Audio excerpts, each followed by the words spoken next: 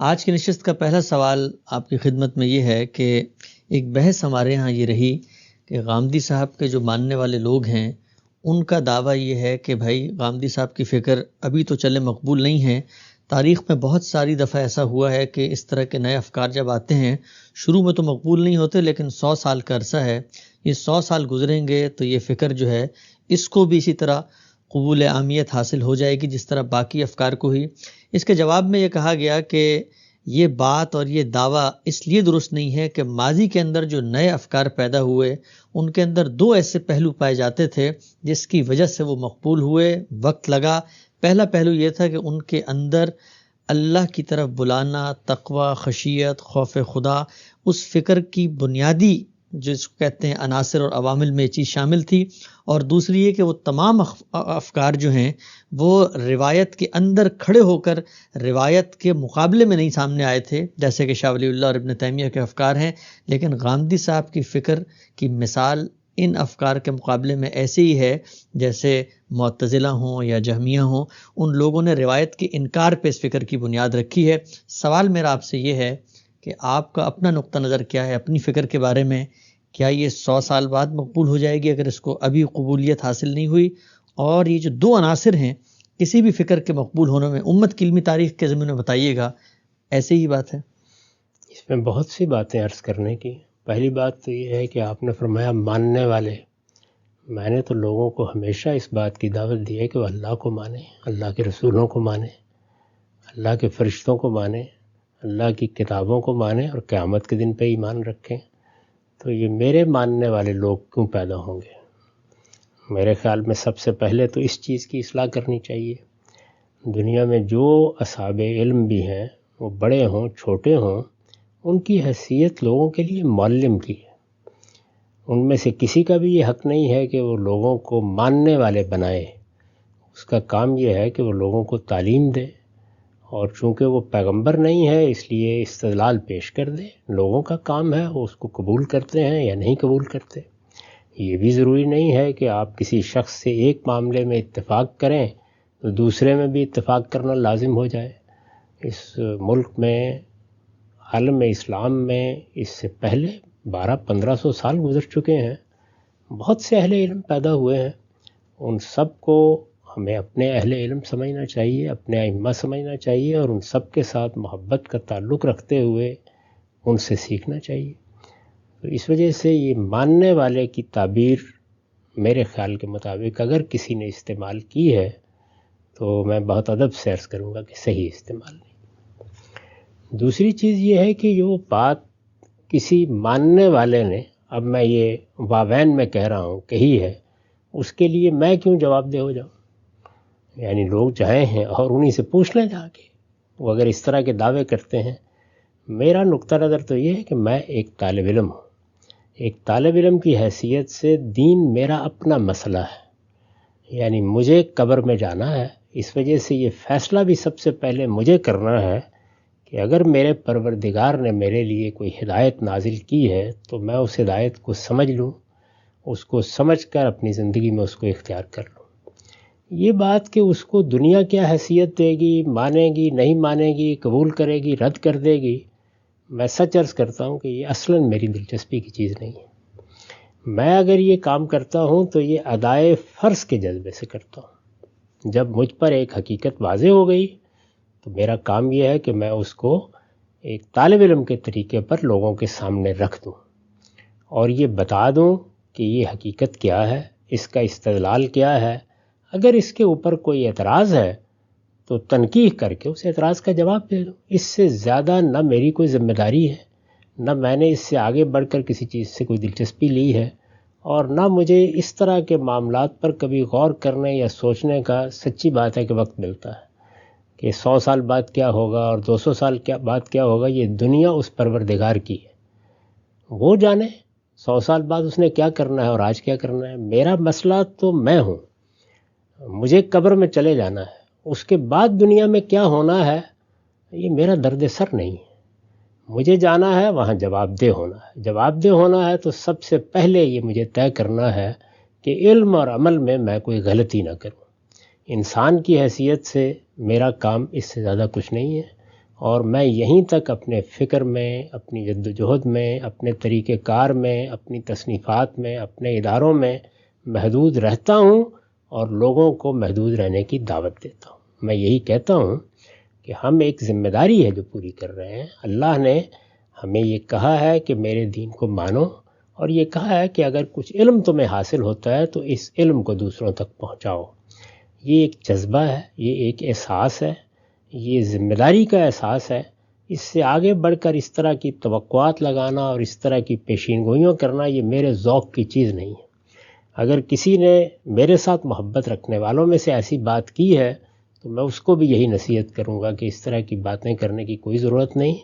رفع ذکر کیا ہوگا، کس کا ہوگا، کس فکر کا ہوگا، کس شخصیت کا ہوگا، یہ فیصلے اس دنیا کا پروردگار کرتا ہے۔ یہ فیصلے ہمیں کرنے کی ضرورت نہیں ہے۔ وہ جو پیغمبر بنا کر بھیجے گئے، یہ آپ کے علم میں ہے کہ ان میں سے بہت سے ہیں کہ جن کی دعوت کو ان کے سامنے کیا، ان کے بعد بھی 2 آدمیوں نے قبول نہیں کیا۔ قرآن مجید میں اس کی تفصیلات واضح ہیں۔ تو اس لیے میرے نزدیک یہ کوئی حق و باطل کا معیار بھی نہیں ہے کہ کس دعوت کو فروغ ہوا اور کس کو فروغ نہیں ہوا۔ اللہ تعالیٰ تو قرآن مجید میں جگہ جگہ متنبع کرتے ہیں کہ بہت بڑی اکثریت ہمیشہ سے غلط راہوں کا انتخاب کرتی ہے۔ تو ایسی چیزوں کو معیار کیوں بنایا جائے؟ تو میں نہ اقلیت کو معیار بناتا ہوں نہ اکثریت کو۔ میرے نزدیک تو اصل چیز یہ ہے کہ کیا میرا دل مطمئن ہے، کیا میرا ضمیر مطمئن ہے، کیا میں نے اپنی طرف سے نیت کی پاکیزگی کے ساتھ، دل کے اخلاص کے ساتھ اپنے پروردگار کے دین کو سمجھنے کی کوشش کی ہے اور اس کو بے کم و کاست بیان کرنے کی صحیح کی ہے۔ بس یہاں میری تمام تقاضا ختم ہو جاتی ہے۔ اس سے آگے کے کسی معاملے سے مجھے کبھی دلچسپی نہیں ہوئی۔ اب رہ گئی یہ بات کہ جو دین میں نے بیان کیا ہے، تو آپ اس دین کو اگر بالکل مختصر طریقے سے بھی جاننا چاہیں اور یہ دیکھیں کہ وہ کیا دعوت ہے، تو 2 چیزوں کی طرف میں توجہ دلاؤں گا، بجائے اس کے کہ میں اس وقت اپنی طرف سے کوئی بات کہوں کہ کیا اس میں تقوی کی دعوت ہے، کیا اس میں خشیت کی دعوت ہے، کیا اس میں اخبات کی دعوت ہے، کیا اس میں اللہ کے سامنے اپنے آپ کو جھکا دینے کی دعوت ہے۔ آپ میری کتاب میزان میں دین حق کے عنوان سے جو دوسرا مقدمہ ہے اس کو پڑھ لیجئے اور پھر یہ دیکھیے کہ اس میں کیا دین بیان کیا گیا ہے۔ تو ایک اس کو دیکھ لیجئے، اور دوسرے یہ کہ میری کتاب مقامات میں نے یہ بیان کیا کہ ہماری دعوت کیا ہے۔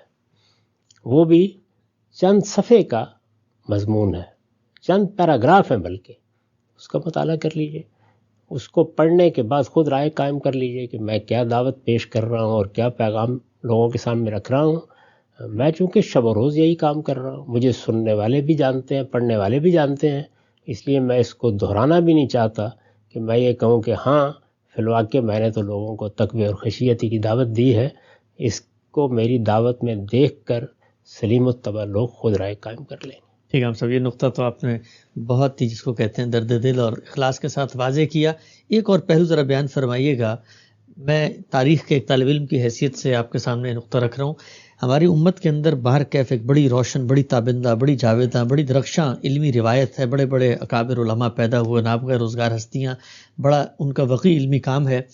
تجدید کا کام بھی کسی نہ کسی حد تک ہوا، اختلاف رائے بھی سامنے آتا رہا، لیکن اس سوال کا کیا جواب ہے؟ ایک طالب علم کی حیثیت سے میں آپ سے پوچھتا ہوں کہ کیا وجہ ہے کہ ایک جو پورا اہل سنت والجماعت کا ایک سواد اعظم ہے، ایک پورا متفقہ اجماعی نقطہ نظر ہے، قبولیت اسی کو حاصل ہوئی، باہر کیف افکار آئے، فرقے پیدا ہوئے، بڑے بڑے لوگ، نئے نئے مسالک، نئی نئی آراء، نئی نئی تحریکیں، لیکن سب کی سب جو ہے جیسے جھاگ چھٹ جاتی ہے، ختم ہو گئے اور وہ اصل نقطہ نظر ایک ہی جماعت کو حاصل رہا۔ اس کی کیا وجہ ہے؟ اور اگر اس کے پیچھے کوئی حکمت، کوئی علت کار فرما ہے تو پھر ایک طالب علم تو یہ بھی سوچتا ہے نا کہ آگے بھی پھر یہی ہوگا، تو اس کو آپ کیسے دیکھتے ہیں؟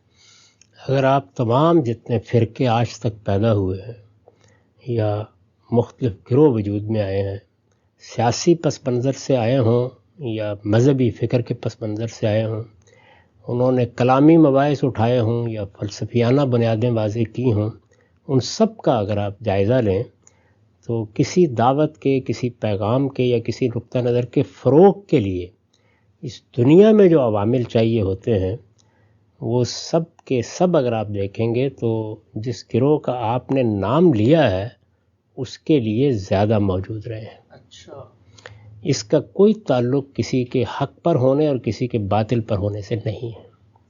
یعنی اس دنیا میں جو چیزیں فروغ پاتی ہیں، ایک تو یہ نا کہ اللہ نے کیا فیصلہ کیا، لوگوں کو کیا توفیق دی، ہدایت کس کو ملی، وہ بالکل الگ چیز ہے. دنیا میں کوئی سیاسی نظریہ، دنیا میں کوئی فکر، دنیا میں کوئی مذہبی نقطہ نظر، دنیا میں کوئی مذہبی تعبیر بہت فروغ پا لیتی ہے. ایسا ہوتا ہے تو اس کے دنیا میں کچھ عوامل ہیں، وہ عوامل جس کے حق میں زیادہ اکٹھے ہو جائیں گے اس نقطہ نظر کو فروغ حاصل ہوگا. اس کا اصل میں حق و باطل سے کوئی تعلق نہیں ہے. اس سے اٹھ جائیے. یہ تو مسلمانوں کے اندر ہے، مسلمانوں کے اندر بھی اہل تشیع کی تعداد 20 کروڑ کے قریب ہے، یعنی کوئی معمولی نہیں ہے. اس وقت اگر آپ دیکھیں تو ایران میں ان کی براہ راست حکومت ہے، عراق میں بھی کم و بیش یہی صورتحال ہے. یہ جو حالیہ انتخابات ہوئے ہیں اس میں بھی آپ اندازہ کر سکتے ہیں کہ خالص مذہبی بنیاد پر مقدس صدر کی جماعت کو کتنی اکثریت حاصل ہو گئی ہے. لبنان میں بھی اچھی خاصی تعداد ہے. اسی طرح سے باقی عرب ممالک میں بھی آپ کو معلوم ہے، ہمارے ملک میں بھی ان کی ایک طاقت بھی ہے، تعداد بھی ہے، اور اس کے لحاظ سے وہ اپنے مطالبات بھی منواتے ہیں. تو ایسا نہیں کہ باقی سب کے سب کوئی بڑی چھوٹی اقلیت میں رہ گئے ہیں کروڑوں کی تعداد میں. تاہم وہ عوامل جو کسی دعوت کے فروغ کا ذریعہ بنتے ہیں، یہ نہیں کہ باقیوں کے ہاں وہ موجود نہیں، باقیوں کے ہاں بھی ہیں. فروغ تو اصل میں ان عوامل ہی سے ہوتا ہے، لیکن وہ کس کے حق میں کتنے زیادہ جمع ہوئے، یہ میں آپ سے درخواست کروں گا کہ نہ پوچھیں مجھ سے. اس کی وجہ یہ ہے کہ اس میں پھر بڑے نازک مقامات آتے ہیں، لیکن دنیا میں فروغ کے لیے عوامل ہی کردار ادا کرتے ہیں. تو میں نے عرض کیا کہ اس سے میں ذرا اوپر لے جاتا ہوں آپ کو. یعنی ایک سطح تو وہ ہے نا کہ رسول اللہ صلی اللہ علیہ وسلم کے بعد جو گروہ یا فرقے یا جماعتیں بن گئیں، ان میں کیا عوامل ہیں. ذرا یہ دیکھیے کہ اللہ کے جو پیغمبر آئے ان میں سب سے زیادہ فروغ کس کی دعوت کو حاصل ہوا؟ سیدنا مسیح کی دعوت کو. اور وہ بھی کب ہوا ہے؟ جب کہ سینٹ پال نے اس کو ایک نئی صورت دے دی. تو میرا خیال یہ ہے کہ عاقل را اشارہ کافی. ٹھیک ہے ہم سب، یہ فکری تحریکوں کے عروج اور ان کی اکثریت کی قبولیات کی کیا عوامل ہوتے ہیں، انشاءاللہ اس پر پوری سیریز میں دوبارہ گفتگو کریں گے.